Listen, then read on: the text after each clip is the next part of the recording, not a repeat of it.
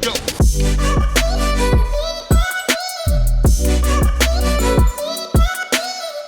Quoting. That shit hard. In this video, I want to help you guys quote more effectively, okay? My name's Kim Tui. I am the founder of Belvista Studios, and we are an end-to-end e-learning and instructional design studio. I want to just start by saying thank you so much for the love that you have given us on the recent YouTube videos on how to become an instructional designer. It has been so freaking awesome to get your comments and know that this is adding value to you. So thank you so much. We will continue to do so as long as you keep asking questions. So, quoting. Quoting is really about understanding the scope of your work, okay? So this video is not on scoping. We need to go into that in more detail, but you do need to understand the scope of the work in order to quote more effectively. So it's all about asking the right questions and getting specific answers to what you need to understand about what it is that you need to do and produce at the end of the engagement in order to quote effectively. So it really is about specific questions you can ask, and that's what I want to share with you today, is what kind of questions that you can ask to understand what is expected of you. Now, a simple one is, how many days am I going to be engaged for? Companies might want you to come in for just part of a project, and that part might be 10 days. So that's an easy one. You can come in and just do what's asked of you on those days, and you know what your rate is for 10 days. Another thing to ask is, what are the expected outputs? Okay, so you might be putting together a 3-day training workshop on leadership, and you really want to know, it's not about a workbook for a 3-day leadership program.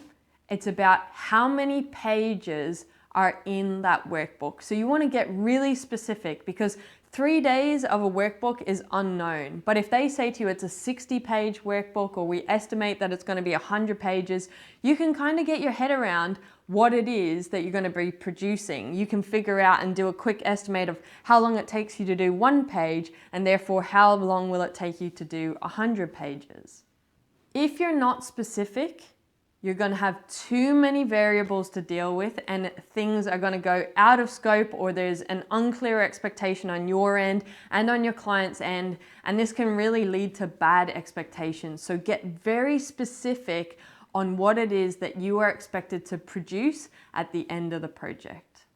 So one thing that you want to ask as well is, what has your client or your customer got already that you can leverage, or what's going to be provided by them? So for example, you might need to throw some images in there, and they say, hey, we've got a Shutterstock license. Don't worry about buying one for this project. You can have access to it. And you're thinking, great, I don't have to spend a couple $100. But if you have to troll through images, and there are thousands upon thousands on Shutterstock, it can take you up to a day to locate all the images and figure out where it is that they need to go in the project that you're producing. So you really want to understand, am I the one going to search for those images? Am I then going to have to go back to the client and go, are these okay by your media team, and get them okayed? And what if you have to go back then and actually figure out, well, what are the images? If they're not okay with them, what's another one that I can produce? Or is the client going to go, we're actually going to find all the images for you. You don't need to do it. We're going to tell you exactly where they need to go. There's a big difference in the time and effort to do those kinds of things. So you really want to understand, what is it that your client is going to give to you, so that it's way easier for you to understand the effort that's involved on your side. One of the most basic questions you can ask is, does the content exist? And what kind of state is it in? Is it a polished PowerPoint where they've got word for word exactly what needs to happen? Or is it just a couple of ideas that are dot points on a screen, and you've got to kind of formulate sentences and do the copywriting for it? There's a difference between it.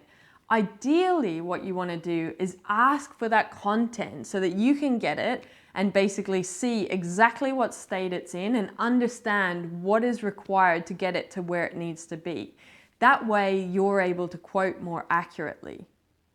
If you're not able to get your hands on the content, basically you want to quote in what's called a ballpark figure.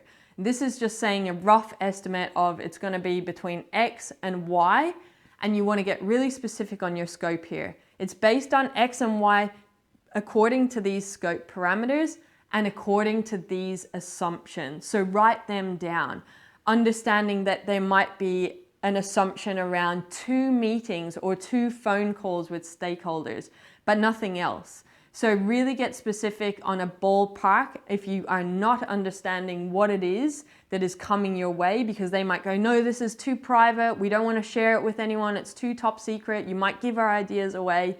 Well, then you basically need to go, okay, well, I'm going to give you this quote. It's roughly between X and Y, but this is subject to these scope items and these assumptions. And if that changes, we will do what's called a change variation, and we will present it to you in writing of how this is different to what we originally quoted, and we'll get you to agree on those changes before we go ahead and proceed. Now, this is a bit of project management, so you've got some terminology in there.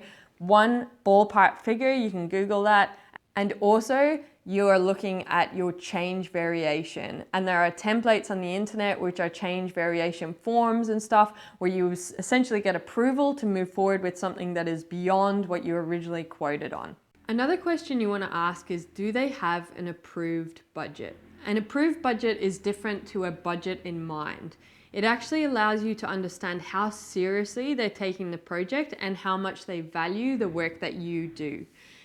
When you think about an approved budget, basically, it means that they've gone through the motions in their business to get a business case approved. Their executives or their directors or whoever it is in that hierarchy are on board with this project, and they're not just going out for quotes to kind of see what's it going to take to bring it to fruition. This allows you to understand how much time and effort you should put into your quote.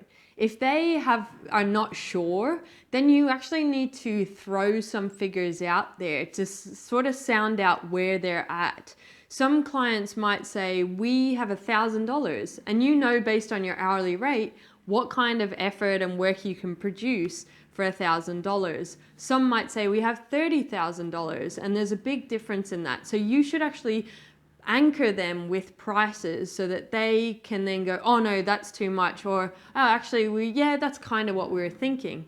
If they're not sure yet, you kind of want to figure this out before you go and spend hours upon hours of putting a quote together. I know it can take us about 2 days approximately to put a quote together. So we really want to know what kind of money we're dealing with in the approved budget, so that we know how seriously they are about doing this project and how serious we should be about presenting back to them and really helping to add value and meet their needs. Now, just because a client says they have an approved budget doesn't mean that you need to actually meet that budget and come in on it.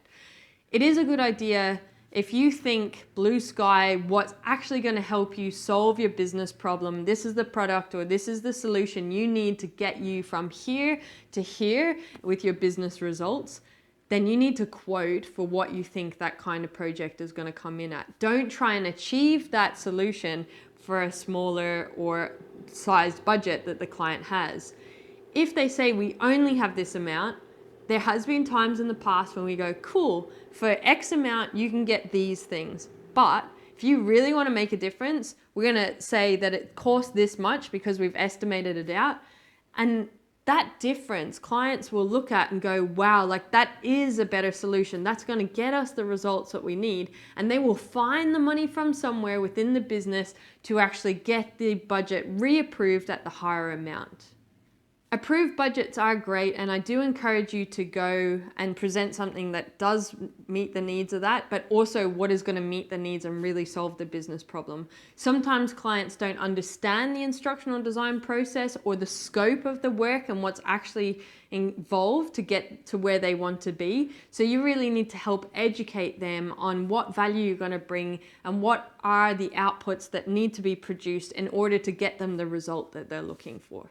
Another thing that can significantly impact how much a project and the effort that you put in is around feedback. Now, I would recommend that you only have 2 or 3 feedback rounds in your project and then approval.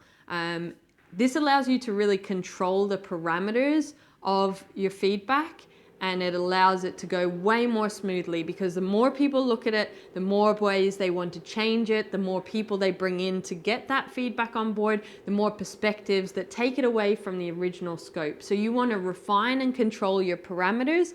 So that's why I recommend only 2 or 3 rounds of feedback. Now, there are many more questions that you guys can ask your clients to understand what it is that you're trying to deal with and their expectations of this project, and you clarifying expectations in able to quote effectively. Now, I think you've got a good amount to start with, and there are lots of resources. Just Google online, what should I include in my quote? What things should I think about when I'm quoting? So that you can kind of get what you need for your project, because this gives you a baseline foundation stuff to quote on. But as projects come in, they're always different, you know, so you're going to take things out, you're going to add things in depending on what it is that you're trying to achieve. Thank you so much for watching. Really appreciate the love that you're giving to us. Please share and like, and if it does add value to you, please let other people know about it so that we can also help them on their journey as they learn how to become an instructional designer.